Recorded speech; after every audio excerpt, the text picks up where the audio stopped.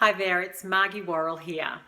Have you ever held back from putting yourself out there, perhaps extending an invitation or asking someone for help, asking someone to give you something or do something for you because you were afraid that they might say no? You were afraid of being rejected.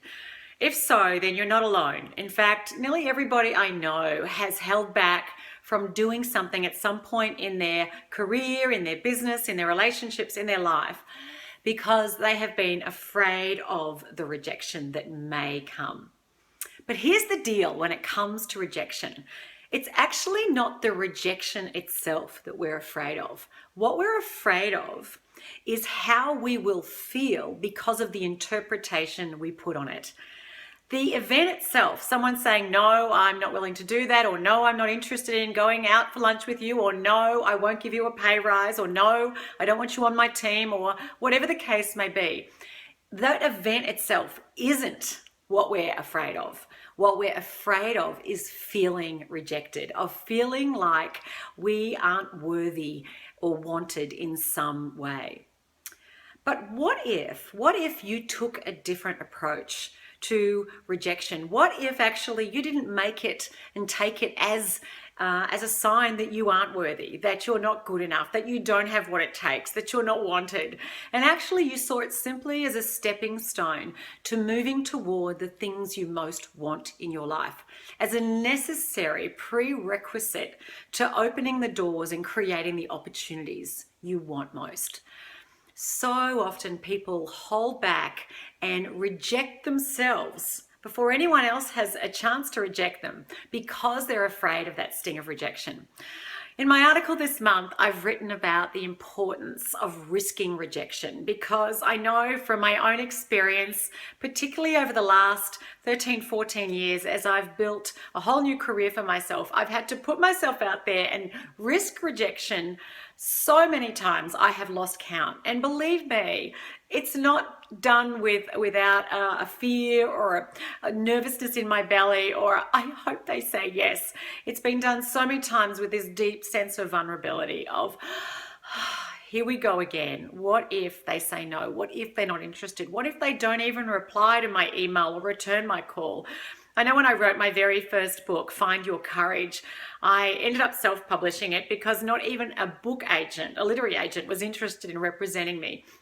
And so I self-published it and then I sent it out to all of the big publishing houses in New York and around the US, saying, would you be interested in republishing my book? Because that would give it the distribution that I wanted it to get. And, one email and one letter after another came in saying, thank you very much, but no thank you. We wish you all the very best. I'm sure you've had a few of those yourself. And then one day, about 6 months in, I got this email from McGraw-Hill, and they said, we think this is the best self-published submission we've had in a long time. We'd love to buy the international rights. And can you believe that? I was so excited. I didn't even think to negotiate. I just said yes to their offer. And Find Your Courage is now available in 7 languages. I share that with you, not because I want you to buy a copy. Frankly, I'd love it if you did, but actually because the value of my book wasn't any less the day before they said yes than the day after. What was in it was just as valuable between those 2 days. But one day, no one had seen value in it, and the next day, someone who had a position of influence saw value in it. Likewise for you. Just because people may not see value in what you're offering right now, just because people may say no, doesn't mean you don't have value to bring, doesn't mean you're not worthy, doesn't mean you don't have a lot to bring. It just means maybe they, at this point in time, aren't seeing it.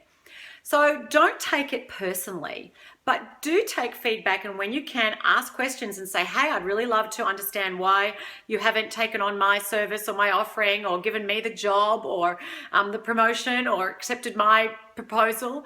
Because often in the rejection, there's some really valuable feedback that you can take and you can use to hone your offer, to hone your wares, to present yourself in a light that maybe people will say yes more often in the future.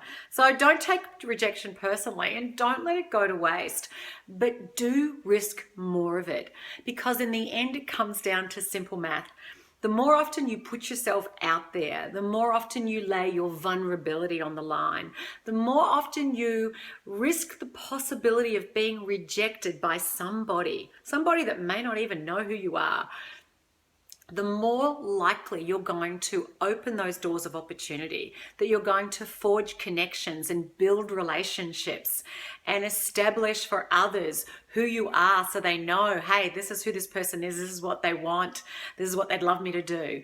You may not always get what you want, but you will get a lot closer to getting it next time because at least people now know what you want. So don't reject yourself first. Don't take it too personally.